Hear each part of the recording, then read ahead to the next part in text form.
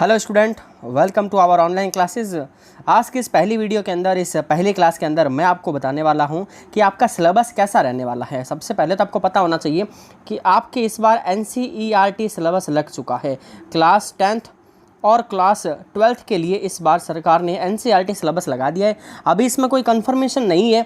Site पर, यानी कि ऑफिशियल साइट होती है राजस्थान बोर्ड की, उस साइट पर आते ही आपको डिटेल भी आपको मैं सब कुछ बता दूंगा कि कैसा सिलेबस रहने वाला है।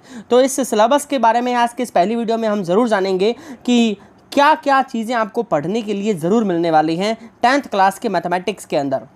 तो आज की इस वीडियो के अंदर केवल और केवल इंट्रोडक्शन रहेगा सिलेबस का, और कुछ ऐसी चीज़ें और कुछ ऐसी एक्सरसाइज हैं जो आप पहले की क्लासेस में पढ़ चुके हो, और कुछ नया भी मिलेगा। तो सबसे पहले आता है पहला चैप्टर, वास्तविक संख्याएं, जिसे आप रियल नंबर के नाम से भी जानते हो। रियल नंबर यानी वास्तविक संख्याएं, यानी कि आपने पढ़ा हुआ है P/Q, जिसे आप कहते हो रैशनल नंबर।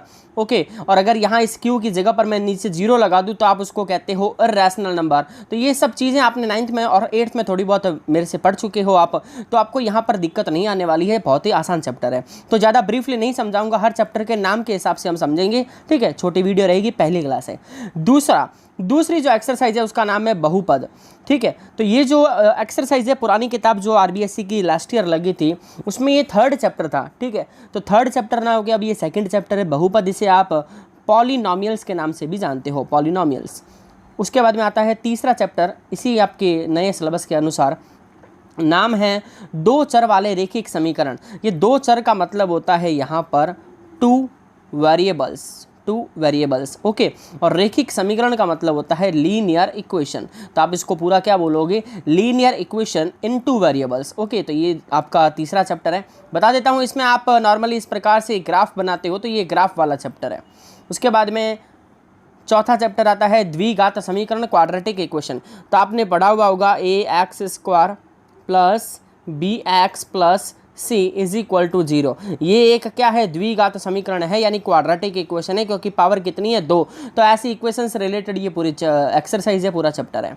फिर उसके बाद में ये आपके लिए नया रहेगा समांतर श्रेणियाँ। समांतर श्रेणी, इसे आप AP के नाम से जानते हो। AP यानी कि अर्थमेटिक प्रोग्रेशन। ये नया चैप्टर है, इसको डिटेल में हम समझेंगे हमारे इस नए सिलेबस के अंदर। उसके बाद में छठा चैप्टर आता है त्रिभुज। देखो, लास्ट ईयर जो आपकी बुक थी उसके अंदर 6 नंबर चैप्टर 7 और 8, ये तीनों मिलाकर था ट्रिग्नोमेट्री का पोर्शन। तो इस बार ये ट्रिग्नोमेट्री ना होके 6 नंबर पर आप क्या आएगा, त्रिभुज यानी कि ट्रायंगल्स।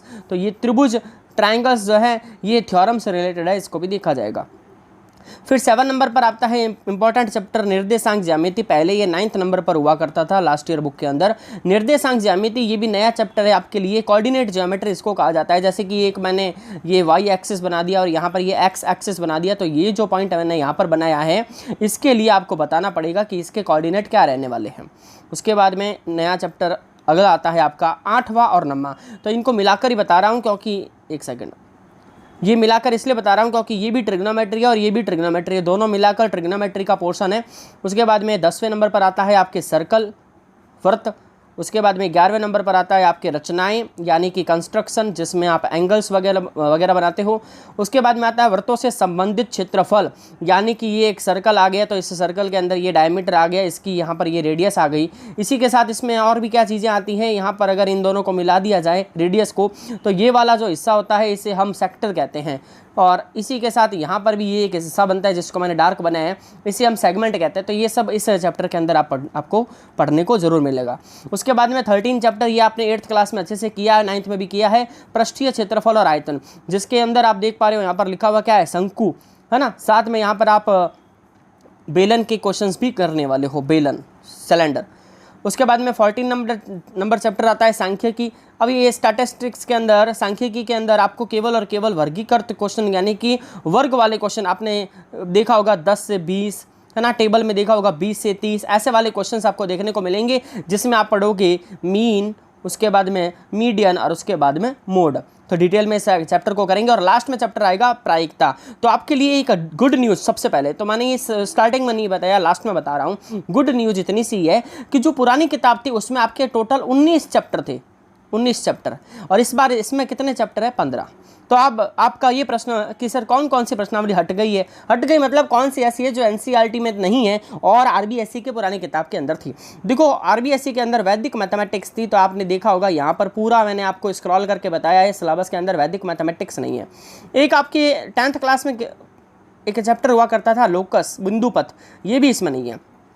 तो आपने कहा 19 में से ये 2 हट गए, एक और हट गया, एक और है, वो है रोड सेफ्टी, है ना, तो ये रोड सेफ्टी भी हट गया, 3 हट गए, तो 16 बचने चाहिए थे, तो एक और कहाँ चला गया? देखो आपका जो चैप्टर नंबर 2 और 3 है इस बुक के अंदर, पहले ये जो चैप्टर है अलग अलग जगह से हुआ करते थे, कंबाइंड हुआ करते थे, तो इनको मिलाकर एक कर दिया गया है। तो टोटल अब आपके चैप्टर कितने हो गए बच्चों? 15 चैप्टर। तो हम कौन सा चैप्टर स्टार्ट करेंगे, कौन सा लेंगे, आपको नेक्स्ट क्लास में पता चल जाएगा। जल्दी से इसको नोट कर लो, आपको पता होना चाहिए कि कौन सा चैप्टर आपके इस साल 10th की मैथमेटिक्स की बुक में मिलने वाला है। और आपको मैं बता दूं कन्फर्म अभी तक के हिसाब से आपके इस बार से एनसीईआरटी सिलेबस ही लगने वाला है। तो मिलते हैं नेक्स्ट क्लास के अंदर, इसको नोट जरूर कर लेना बच्चों।